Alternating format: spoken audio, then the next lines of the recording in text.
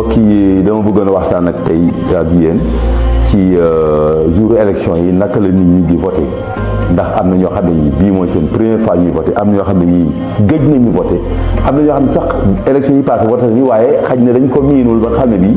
jombul mu am ñuy fàtte loolu tax ma bëgg si lu gàtt rek expliquer ku ñëw dugg si salle bi nga xam ne fa la bureau électoral bi nekk si nga xam ne mooy sa bureau de vote di nga fa fekk lu mel nii ay bulletin di nga fekk tamit enveloppe bulletin yi nag ñeent fukk lay doon ak benn waaye yow juróom rek boo ko jëlee baax na boo jëlee juróom baax na masalan nga jël benn ñaar ñett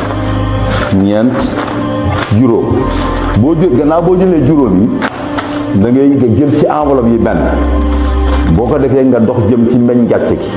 parce que foofu ngay jël bulletin bi nga tànn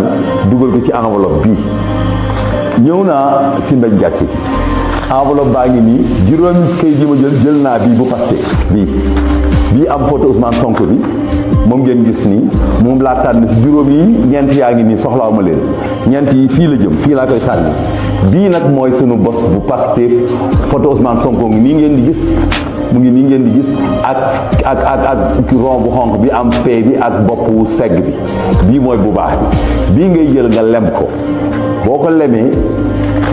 ñaari lem ba xam ne xaj na si enveloppe bi nii nga koy lemaat ko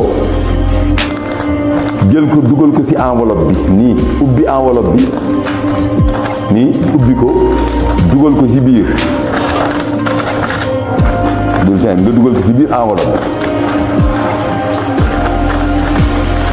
boo ko dugalee ba pare enveloppe bi doo ko collé kii ngay jël làmmeñu enveloppe bi ngay dugal lem ko rek dugal ko nii waaye doo kenn du ko collé waaw boo xasee ba def nii nag lenn rek moo leen si jël enveloppe bi dem ba ca urne ba nga dugal ko fa loolu la ñuy def ni ngeen gis ko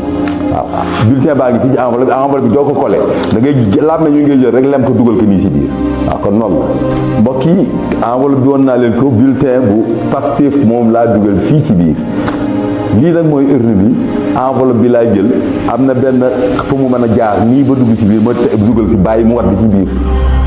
sama wote pare na woteel naa Pastef yàlla na ngeen yéen ñépp woteel Pastef ba ñuy jàkkaarloo xam ne du ñu seen moroom ñu yenu leen ba biir weex fëgg leen ci suuf ba dootuñu jógati asalaamaaleykum wa rahmatullah